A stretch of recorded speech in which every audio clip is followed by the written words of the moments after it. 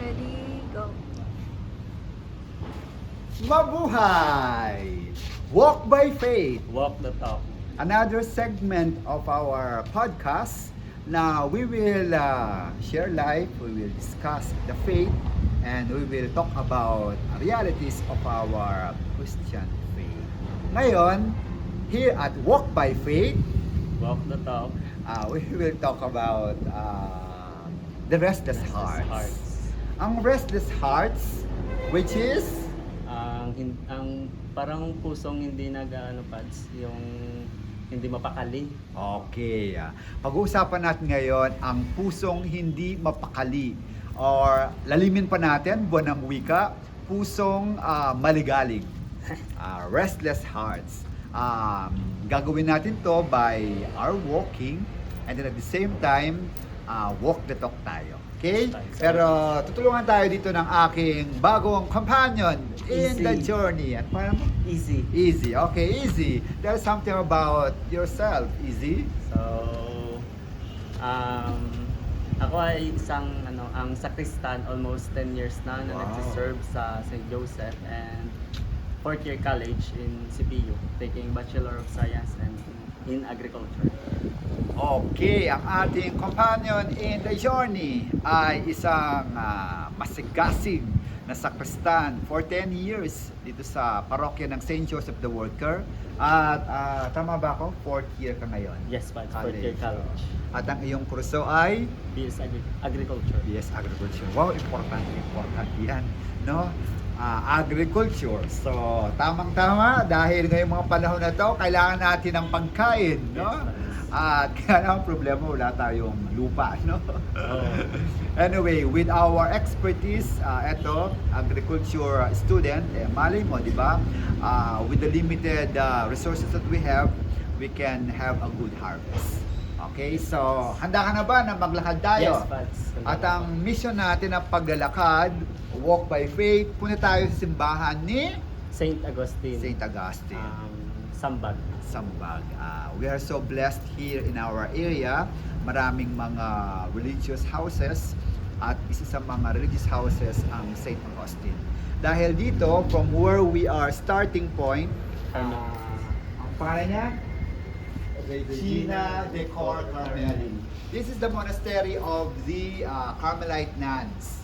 They have been here for 100 years. Wow. Okay? At ang 100 years na yan, sila yung mother of Carmel in the Philippines. Just some years back, we celebrated their centenary. So from here, no? Easy? Okay? Easy ba? No? Okay. Walk. We'll have a walk. No?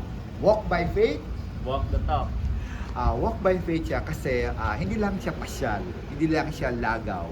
For sure, sa ating paglalakad, makita natin ang kagandahan ng Iloilo. Yes, That Pads. Iloilo is walkable. Yes, Pads. Maglalagaw tayo. Tama? Papasyal Yes, Pads. tayo. But at the same time, we are discussing and sharing about faith. At ang faith na yan ay walk the talk. Ano ba ibig sabihin ng walk the talk? Nag-uusap na naglalakad. Idiomatic expression. Napaka-literal naman ng translation mo. Nag-uusap, naglalakad. Oo, habang tayo naglalakad, nag-uusap tayo. Pero salita yan ni Pope Francis, walk the talk. Ibig sabihin, yung ating faith, yung ating pagtuo, yung ating pininiwalaan, dapat na isa sa buhay. Nakikita sa life. It is livable. Kaya nga, walkable siya. Yes, Pads. Hindi lang siya dito. Dapat sa puso, sa gawa. Walk the talk. Okay? Okay. So let's go. Let's begin. Kaya? Yes, Pads. Medyo mainit pero salamat sa Diyos, mahangin. So lalabas na tayo dito sa ating monastery hall. No? Remember ha, itong monastery na yan ay 100 years. Okay? 104 years. So ibig sabihin, talagang the foundation is here, no? Foundation is here. Yan. At ang lahat ng mga Carmelite monastery, yes, they are contemplative, pero ano siya, it's within our reach. Okay? Ikaw ba, nagsisimba ka rin dito? Nung una, Pads, pero ano kasi ako sa St. Joseph. Joseph. Okay. St. Joseph. Ikaw naman, bilang isang kabataan, no? Bakit naman naisipan mo magsakristan? Kasi dahil ang una dahil sa influensya ng pamilya kasi lahat sila nag-search sa simbahan. Ay, Tapos, so family, family May rin. rin ako Okay. sa Kristan dahil yung mga pinsan ko sa Kristan din ang isa. So, ilan ba kayo magkakapatid? Apat. Bali isang babae at tatlong lalaki pero nag-isa lang na si Joseph. So, lahat sila ay talagang naging life nila at join nila yung pag-serve sa simbahan. Yes. Napaka-swerte naman no? Dahil lahat ay sa simbahan at talagang makita nyo na parang life is incomplete without serving the Lord. No? Ikaw ba hindi ka nahihirapan with your duties? No? Remember, ano ka na, 4th year college agriculture student. Tapos if I'm not mistaken, ano ka pa, very involved sa sports. Anong sports mo? Ngayon naglalaro ako ng frisbee and football. Frisbee, okay. So Frisbee, bakit naman ikaw ay na-involved din sa sports?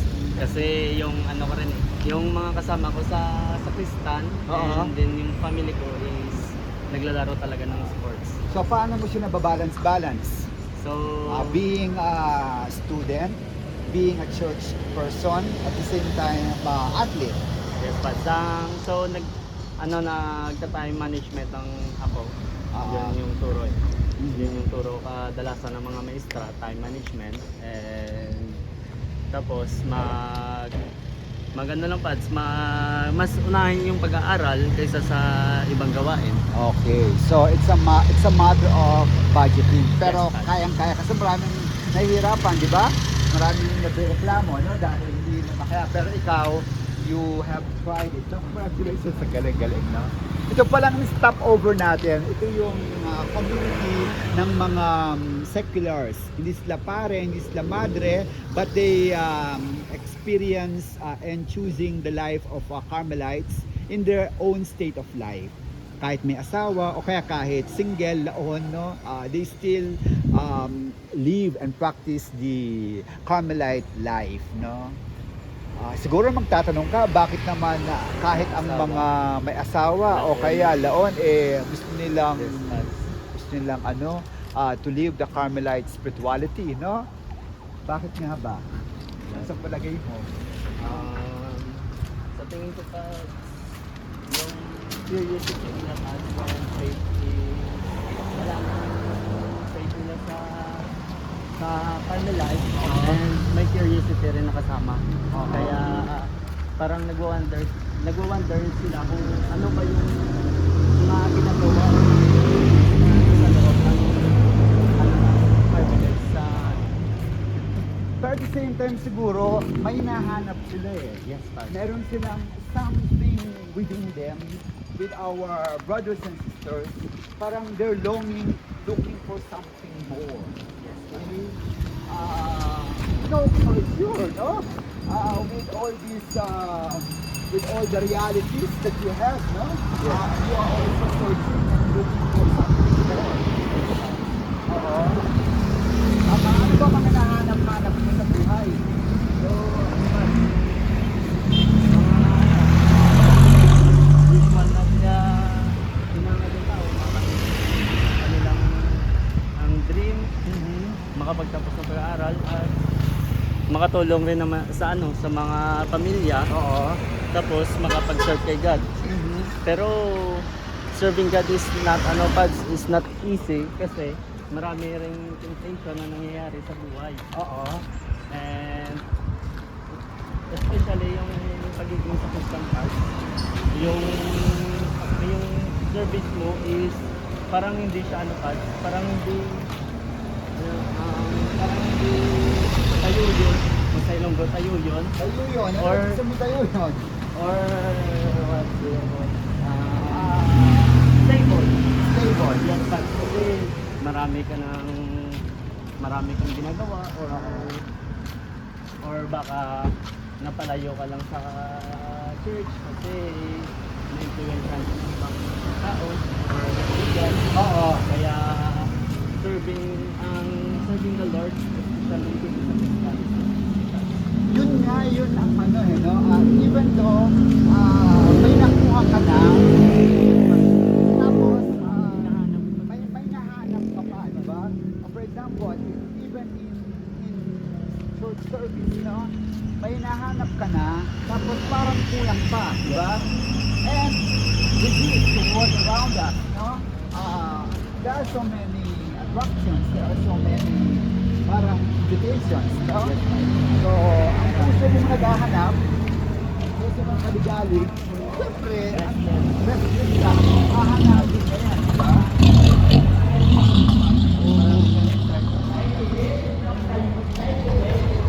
So, halimbawa, ito diba, nagbibitin ng mga tatay, ang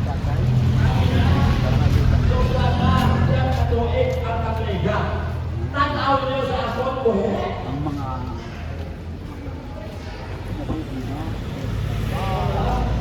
naghahanap lagi ang tao at ang pangahanap niya coming from the heart that is restless. Halimbawa, itong kanina, yung community, no, na sabi ko, sa pare, yung madre, mga lay persons, mga married people, single persons, mga laon, here in Iloilo, ang mga manasunod na dalaga, ang mahadang binata, ang tawag ay Laon. laon. Oo. But even them, even though they have reached a highest state in life, no, may magandang trabaho, minsan mga ano yan, mga professionals, fighters, o kaya parang kulang pa rin. And they truly come to the point na yung Carmelite spirituality, which is a very dying of oneself, Carmelite spirituality, yung spirituality ni Saint Teresa of Jesus, Saint John of the Cross, Saint Virgin Jesus, no? Ang puso ng tao ay hindi siya nakabase kung ano ang mga nakikita mo, kung ano ang binibigay ng mundo. Halimbawa ito, nakikita mo yan, nasan tayo? Sampag. Sambag. Alam mo ba, 20 years ago or 10 years ago, walang mga building na ganyan. Diba? Yes, Lord. Kahit yung barangay hall na to, hindi ganito maganda yan. Ang daan na yan, ano? Tulay. Tuling, di ba? Oo. Pero nung una, ano yan, lupa, di ba? Yes. Tapos mga kakabaw, kabayo. Oo. Pero ngayon, big time mo, may taxi ka. Oh. Tapos dito nung una, ano pa to eh, mga kalima ng kalang. Kanima ng palay, oh, yan, uma, di ba? Yes, Lord. Pero ngayon, tingnan mo, ang mundo natin, nagbago. Okay? Pero tanong ko sa'yo, dahil na nagkaroon tayo ng mga buildings na ganito, okay? Nagkaroon tayo ng maayos na alkaya, o naging, oh, may ano pa po, may restaurant, di ba? Bago maghanap ka, ano ka pa pa, huli ka pa ng mga ibon or iyaw ka ng manok para makapagluto ng kaibigan. Kaya po, so ang tao ba, ano? Ang tao ba na nasatisfy? Nagiging happy ba siya? Although, for the short period of time na siguro pa. Oo. Kasi yung tao is may kanya-kanya na mga parang ano yung explore yung mga resources na nakapaligid sa kanila. So, Oo. ngayon, kung makikita mo, parang For example, another building. Who could ever thought that Sambag, Farmland. which is a very ordinary farmland before, is now urbanized. Yes. With this, no? Dahil ang tao, gusto niya talagang maging progressive, mga hindi naman, di ba? Yes. Dapat tayo, hindi naman tayo pobre-pobre o under misery, di ba? Hindi rin naman maganda na kapigaduhan, pobre, no? kasi maraming tao dito. Pero ang essentials din dapat nandoon kasi kahit na in progress, no? Kung wala naman yung really what matters, the essential, no? Nawawala yun. Kahit na may building kung ganyan, may maganda, o kaya kahit na maganda ang daan mo, kahit na maganda ang pinag-aralan, no? Or Imagine you have no hospital.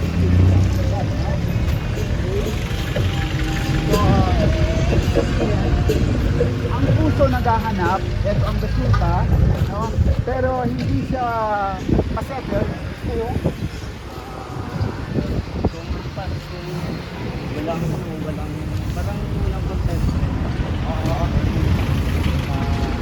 Yung ano lang yung kaya mo ibigay sa sarili mo o sa pamilya mo.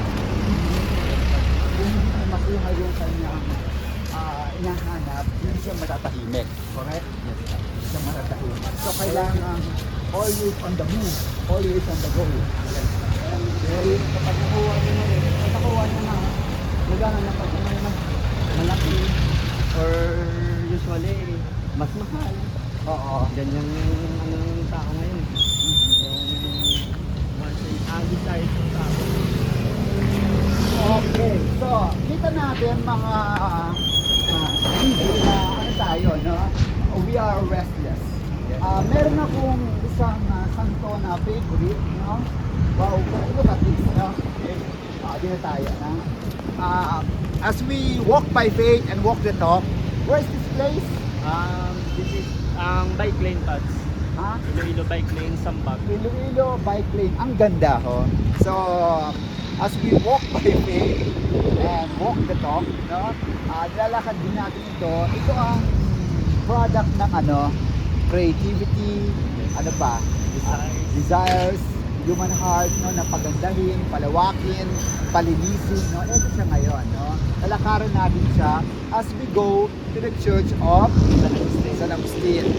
Dahil yung paghahanap ng satisfaction, paghahanap ng contentment, our hearts is restless until it rests in God. Sabi nga niya, pinakita ni Saint Augustine.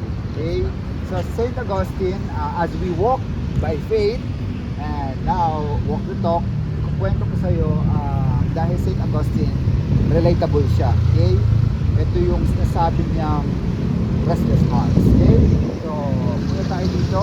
Siguro ang ating magandang camera woman on the side para habang tayo naglalakad. Okay? So, kita mo yan. Maganda yung Yan, kwento mo anong mga makikita dyan. okay. Ang nature, then yung mga batang naglalaro or they are free to play.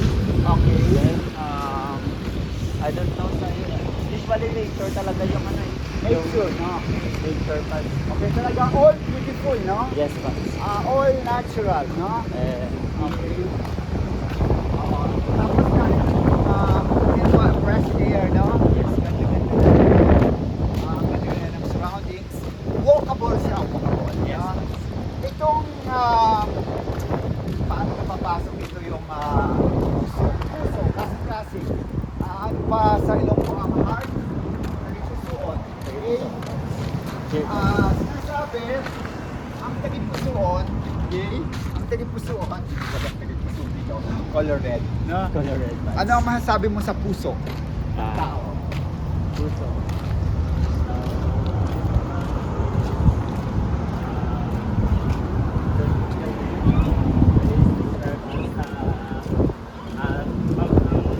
Ang puso ng tao, ano masasabi mo? Okay?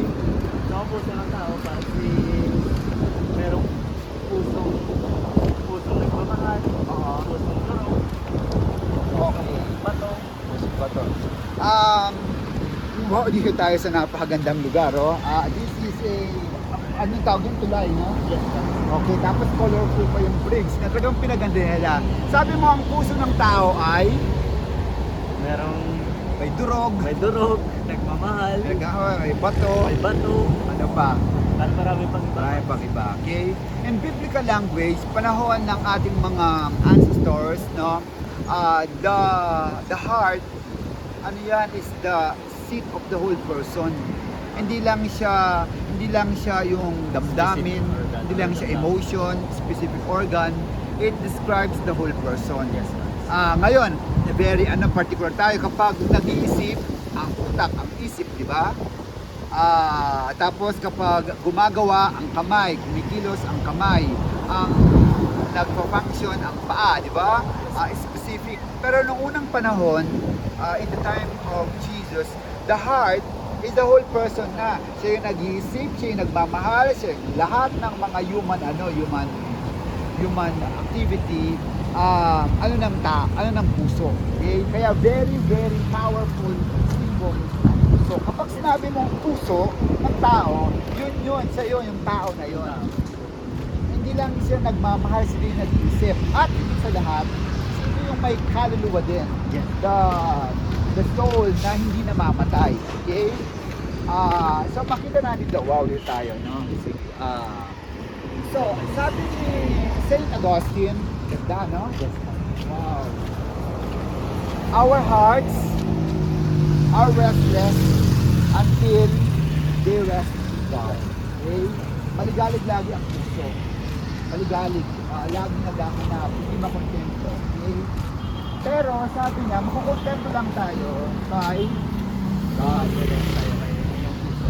Oo. Hindi ito hindi spirituality hindi spiritualizing, no? Yung experience mismo ito, isa ng Agustin. Alam mo ba, isa ng Agustin, ano yan? Lahat yata ng kamunduhan na gawa niya. Babaero, tapos ano bang mga klaseng lahat na kamunduhan, sugal, alak, gano'n, kahit siguro yung babae, lahat, no? Talagang, at nagano din siya yung mga ideologies, alam mo yung ideologies? Yung mga paniniwala o yung yung mga lifestyle na live out, akala niya ito yung tama, akala niya correct. Halimbawa, yung Manichaeism, ano yun? Heresy yun na sinasabi na kaya ng tao lahat, hindi mo na kailangan ng Diyos. Ang Manichaeism. Pero din Pelagianism, Pelagius, superpower, no? Ang matter, ang body, ang mas mahalaga. So ano din siya dyan, no? Lumasok siya dyan sa Pelagius, Manichaeism, no? Mga ano ba, mga siguro na parang ano siya, na influensya, na mas mahalaga pala ang matter, ang body. O kaya walang grasa, pwede kang maging Superman. Bakit kailangan ng grasa? You are already super person, Superman, may talent ka. Pelagius yun, parang underestimate. Full grades, no? So, yun, no? Makita mo sa gano'n, no? Superpower siya, makapunti siya, gano'n.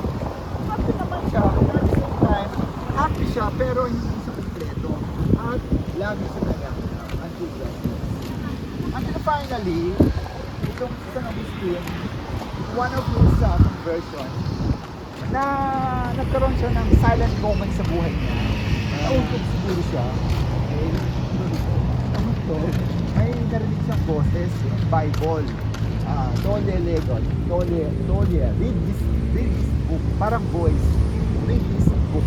Read this. Bible yun, the Word of God. At nung binasa yung Word of God, wala yun, na-convert siya. Okay? Dami tulay, no? Yeah, na-convert si St. Augustine. Meditating the Word of God, reading the Word of God. Ayun, no? Naging ano siya.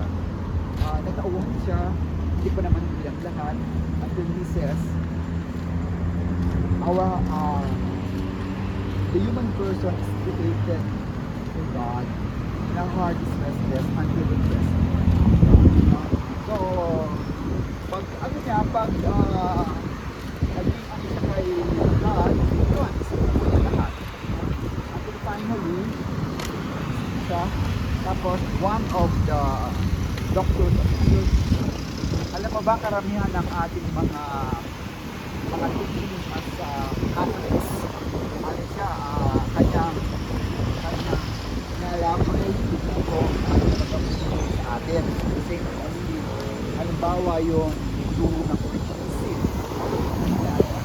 kaya yung state of grace, no? Even the Holy Trinity, yung kanyang pag-ano doon, no? Pagkakuro sa atin, doctrine na yun. Okay? So we are now here approaching, no? San Agustin. So our heart is restless until it rests in God. Maligalig ang puso. ano ba ang puso? Bato ang puso. Bato ang puso. Ano pa? Ang puso ay Triro, no? Tuliro na. Tuliro. Yes, man. Distracted. Pero for sure, gaya na sinasabi ni St. Augustine, uuwi at uuwi kay God yan. Ang ating complete condition, fulfillment kay God yan. So, yun, nakita niya tamang joy. Complete joy in God. Our heart is restless until it rests in God. So ngayon, no, ito yun, dadaan tayo dito sa famous bike lane o kaya walk path, no? Alam nyo ang Iloilo, walkable. Ang mga bike ito, ang ganda-ganda, no? So dadaan tayo dito para makapunta doon sa simbahan ng San Agustin. And then, siyempre ang conversion naman, ang conversion ng pagbabago ng isang tao, it takes time. Oo, may grasya, di ba? Pero don't give up, di ba? Don't give up kasi talagang mag-ano siya, tawag dito, in God's time, no?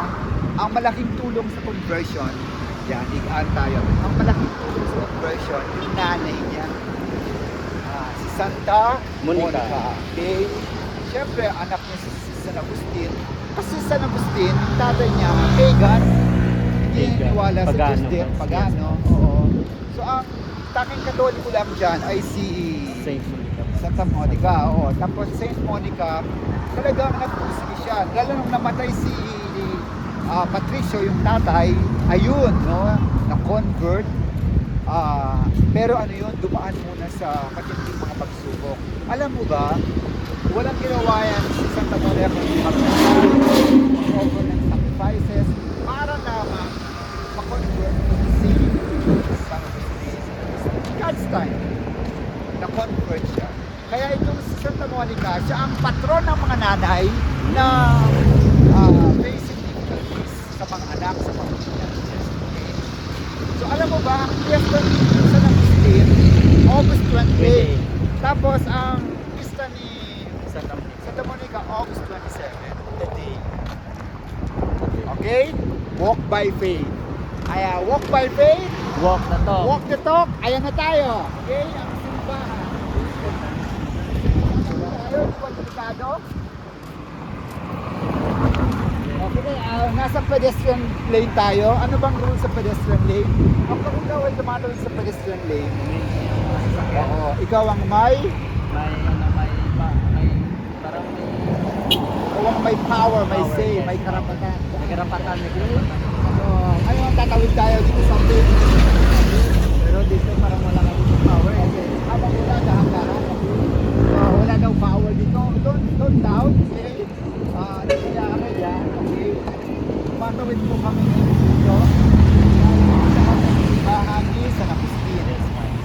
Ayan. So, walk by faith, cross Walk by the talk. faith. Walk na to. Walk the talk. Alam niyo, ang faith natin, ang faith natin, hindi yan nilalagay lang sa university, sinistate, o kaya hindi ay nilalagay lang sa isang gabi. Kailangan we live outside. Alam mo, first time ko pumunta dito. I have been here many times on this road. But this is my first time to really enter and come to the church of St. Augustine. Okay? So, actually it's a University of St. Augustine, no? Yes, man. Itong family. So, familiar ka rito? Bakit nga yan, mo ay ano mo sa amin yan? Ano ba yan? Ayan, i-introduce mo dito St. Augustine. So ang St. Augustine is isa siyang school. And dito, meron ditong primary and ang kindergarten hanggang secondary high school. Okay. Tapos, ito is chapel ito ng San Agustin sa Hostel. Alam mo ba, there will be a time that it will become a Yes, God. they are applying it applying that as a path. Ayan siya, ayun si San Agustin.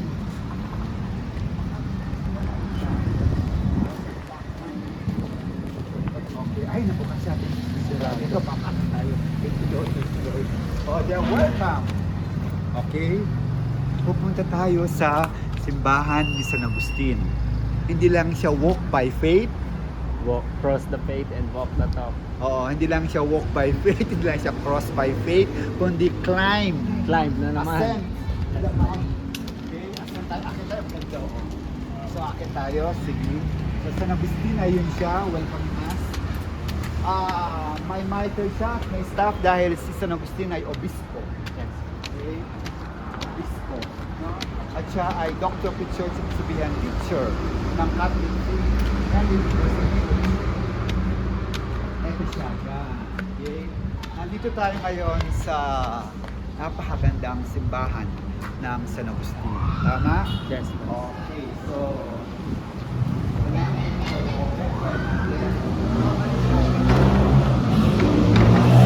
na tayo dito sa side. So meron silang sacrament of reconciliation. Nakapasok ka na ganito. Yes, Dito ka ba nag-aaral? Dinipad sa anak ko. Ayan, tingnan natin baka makapasok tayo. Try that, try and try. There might be an opening. Pero mo ng buhay, do not stop searching, wanting, longing, until you find it. Malay mo ito, okay? I think this is it. Ayan. Saan natin?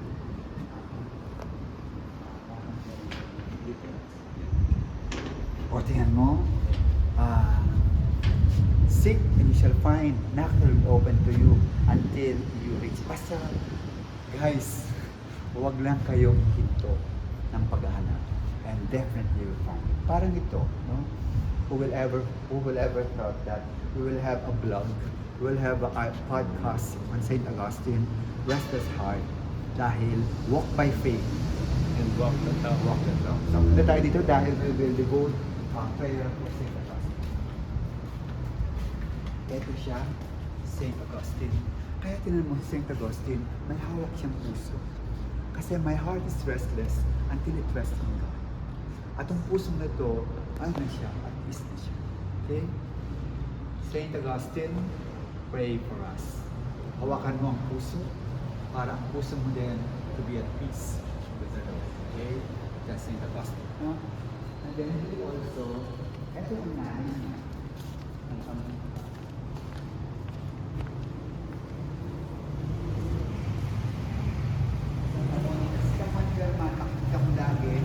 her eyes are weeping, are crying, begging for the conversion of St. Augustine. Napakinggan naman ito in his time. Yes. Kasi magtiwala din tayo na our prayers are answered. Okay?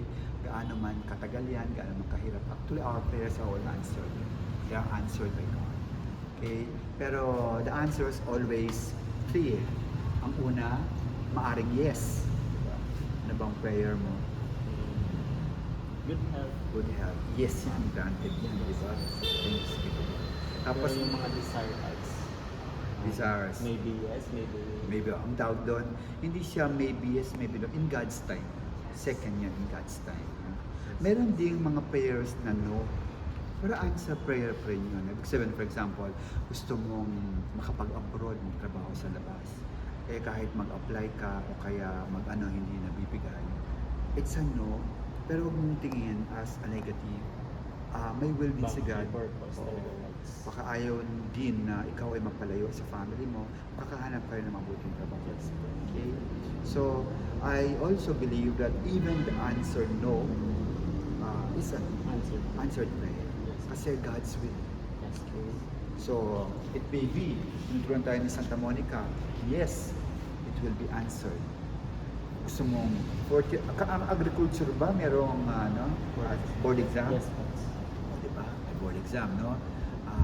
You ask, you pray, Lord, grant me this, that I will pass the board exam. Ang sagot niya, yes. Okay? Yes. Okay. Maari ding hindi ka pumasa, di ba? Maaaring ding pumasa para mag-take two ka. Maybe in God's time. Maaari din hindi kasi maraming hindi pumapasa, di ba? No? Pero huwag kang mag-alala kay God noon kasi meron ding ano yun, may purpose, no? Pero huwag kang matakot, ha? So dito tayo ngayon, guys, no? So, yan, we have reached our destination. Dito ba yung buwan? Ayun, so, one. In God's time, this will be also Paris, like St. Joseph the Worker, because they're requesting it. And they're planning it, they're applying for it because it's a sacred space. So the more sacred space, the better. Okay, the better, and the people will come for the celebration of God's love because the people, us, our hearts are always restless until it rests in God. So guys, thank you so much. Another podcast, another vlog, fruitful vlog for the Walk by Faith. Walk the talk. And our episode today is Restless Heart. Walkable? Walkable. Kayang-kaya. Kaya-kaya. Maraming salamat. Mabuhay! Bye-bye.